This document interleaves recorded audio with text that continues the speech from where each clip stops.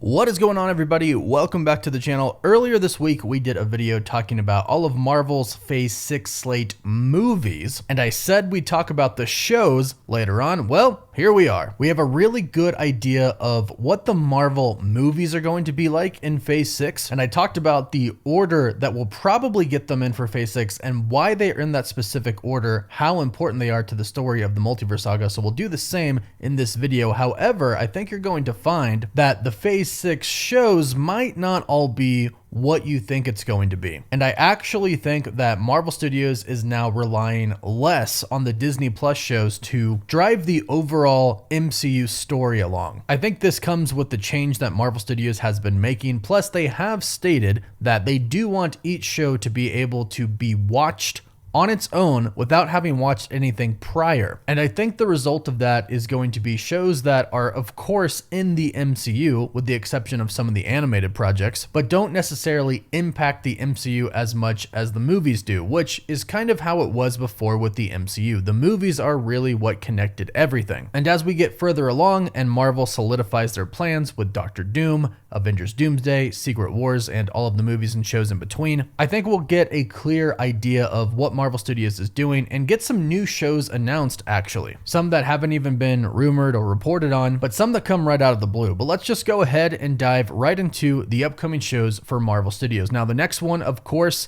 is Daredevil. And I should, of course, mention Agatha All Along. We are in the beginning of Agatha All Along. I'm happy to see that actually quite a bit of people are enjoying this show. I did rewatch it, and I gotta say I enjoyed it more the second time. Hopefully, it does get better as it goes on. But the first two episodes are out on Disney Plus if you missed those. But coming in March of next year, we have Daredevil Born Again. And this is going to be a big one for a lot of different reasons. For those of us who watched the Netflix series, it's just going to be very nostalgic. And from what we've heard, and this is actually coming from Vinny D'Onofrio, it's coming from the cast, they originally weren't going to tie the show too much into the Netflix series. However, they redid that. They decided against that, and they decided to get rid of some deaths that would have happened early on in the new series. I think we were going to see the death of Foggy and Karen. Those seem to be the earlier reports, but they went back and they redid a lot of Daredevil Born Again. They took away those deaths. They connected it more to the Netflix show. They made it darker from what we've heard. And we've also heard that we are going to get another iconic one-shot fight scene, much like that Hall one-shot fight scene that we got in the Netflix series. But this is going to tie into the MCU in a really big way because Kingpin is supposed to be the big bad of the street level of the MCU, and they should tie Spider-Man into this as well. We might not see it in Spider-Man 4, but Spider-Man 5 and 6, Kingpin and Daredevil should be prominent figures. That comes out March 2025. That's not terribly far away. And then next year, we also have the Ironheart series. Ironheart debuted in Black Panther Wakanda Forever. The villain of this show is going to be the Hood, and this show is supposedly supposed to be kind of a battle between tech and magic. And of course, there's the big report from Deadline a while ago where they stated that their sources have basically told them that they believe that Sacha Baron Cohen's character is Mephisto, and that could possibly be how the Hood gets his powers. And we've also learned from some Agatha All Along interviews that Mephisto's name is name dropped in episode 3 of Agatha All Along, and I have seen that episode and I've heard it myself now.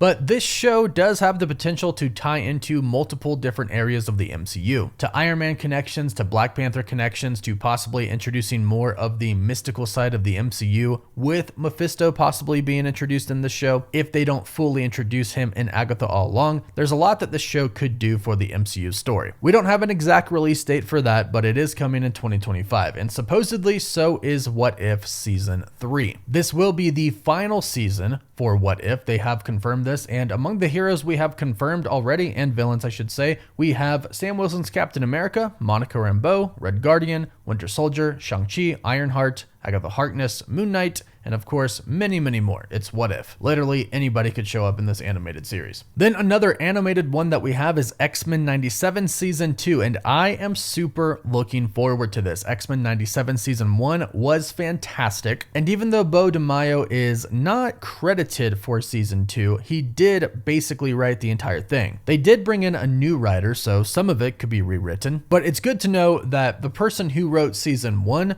also wrote Season 2 because we were left on a really really big cliffhanger, so we're going to dive right into that story with season 2. And unfortunately, right now we do not have a release date for X-Men 97 season 2, but it is believed to be coming in 2025. Then we have Eyes of Wakanda, which is going to be a 4-part animated series directed by Ryan Coogler, which will explore the history of Wakanda over the years. And although the show is going to be animated, it is believed that everything that takes place in this show is probably canon to the MCU since it's diving into the history of Wakanda. The official synopsis for the show reads, brave warriors have been tasked to travel the world retrieving dangerous vibranium artifacts. Now, before it was set for 2024, but we'll have to wait and see on that. But then we have another animated one, Your Friendly Neighborhood Spider-Man, where we'll see characters like Daredevil, Doctor Strange, Iron Man, Runaways members, and Amadeus Cho. We'll also see people like Norman Osborn, Doc Ock, Scorpion, Chameleon, Rhino, and more villains. Then we have the announced and confirmed Vision Quest series. Now, a lot of the executives for Marvel Studios in interviews for Agatha All Along and Deadpool and Wolverine, they called the new Vision series Vision Quest. So for now, we'll just assume that that is the official title for it. And here's what we know about the show. It's going to be about Vision making his android or synthezoid family and basically recovering all of the memories that make him or will make him